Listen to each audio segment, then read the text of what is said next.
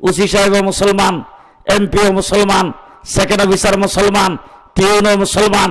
শতকরা 94% 6 পয়েন্ট মুসলমানের দেশে আমরা বসবাস করি।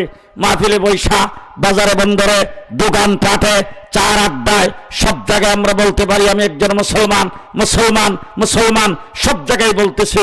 কিন্তু আরাকান মুসলমানের দেশ, সিরিয়া মুসলমানের দেশ, আফগানিস্তান মুসলমানের দেশ, ইরাক মুসলমানের দেশ, লিবিয়া মুসলমানের দেশ।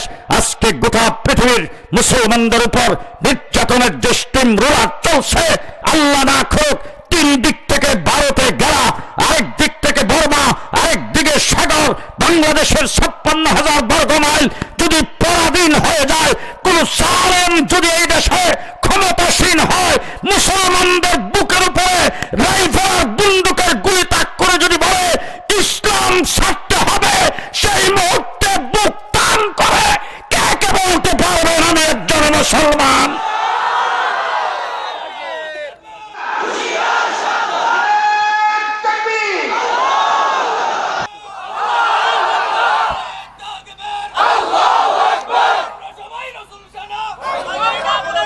পারবেন, পারবেন, পারবেন, পারবেন।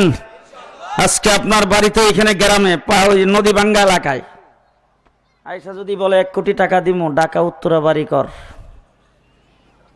শুধু শর্ত একটা, ইসলাম ছাড়তে হবে। রাজি? আস্তে কর।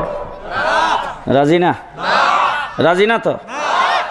গত সেশনে বিশ্ব সুন্দরীতে যেই মেয়েটা ফাঁস করছে, ওইটা তোরে বিয়ে করে দিব, শর্ত একটা, ইসলাম ছাড়তে হবে।